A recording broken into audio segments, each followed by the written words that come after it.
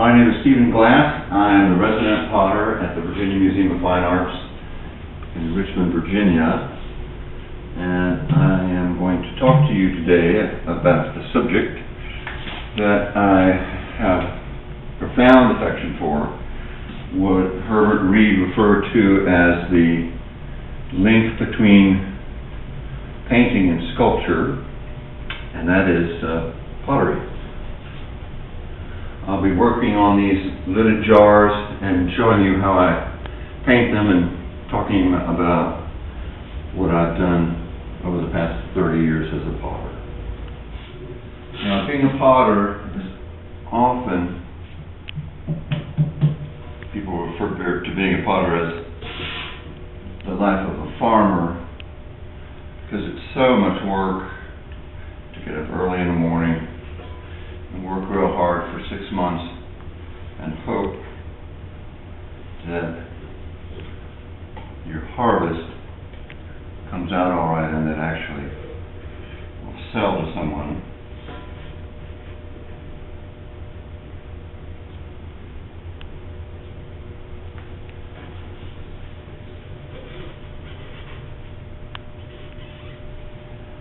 In fact, several well-known potters started out as farmers.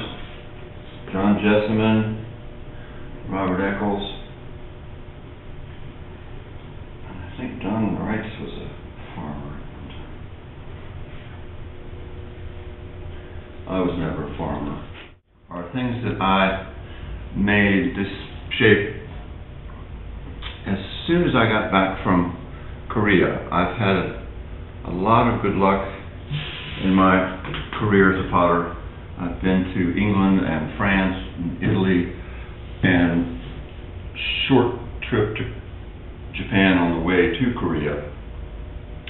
And when I was in Korea, discovered that a lot of the ceramics that I was familiar with through studying Japanese ceramics originated in Korea. And there's a very healthy rivalry between Korea and Japan as far as ceramic art goes. In fact, to say competition is sort of being gleefully euphemistic. This is white slip. I'm just getting a nice thick coat on here. This is porcelain slip on stoneware clay. These are very reminiscent of Japanese water storage containers. These are not what people associate with when they think of Korean pottery. Often they think of the folk pottery, ongi style pottery. So what I'm going to do with this piece is put several layers of slip on this piece and then carve back through it.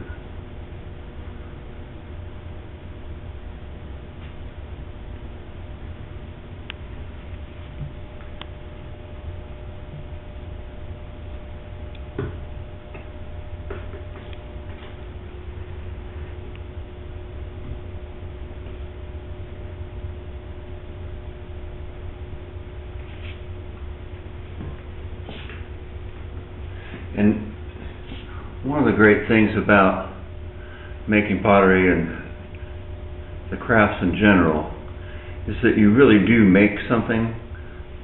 People teach you a skill. You can go to a lot of art schools and nobody will really teach you how to paint. They'll suggest that you get something on canvas and then they'll have a critical exchange about it. But if you go to a craft school,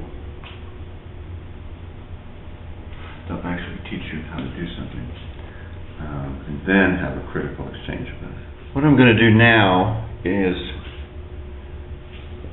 make stencils out of masking tape.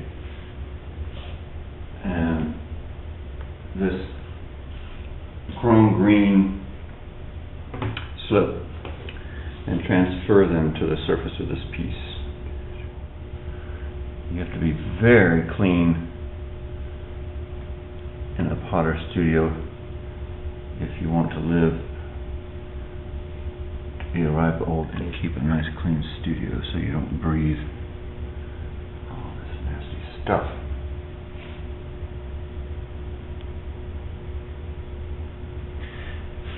The other thing about working with clay is you can be as compulsive or as relaxed about things as you want. And my work over the years has become more and more relaxed.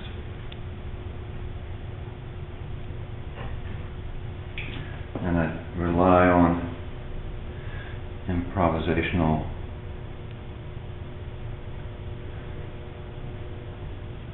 occurrences more than I used to. Now these pieces are not physically extremely heavy, but all this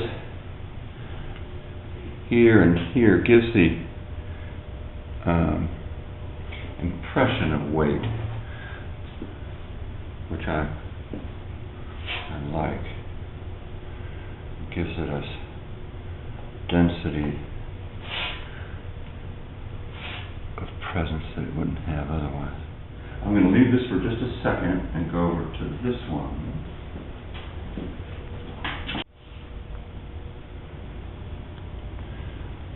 I have to build up fairly thick layers of slip on this particular piece so that when I carve through,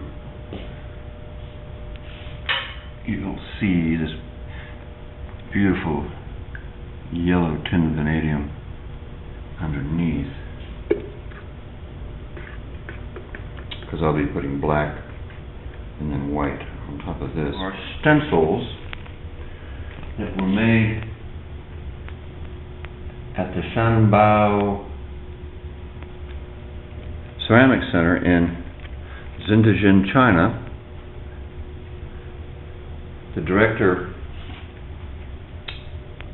Jianshan Li, came here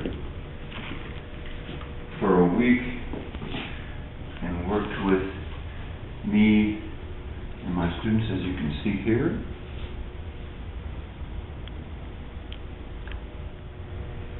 This is an iron oxide slip. Slips are the most inexpensive way to create a huge palette to paint with.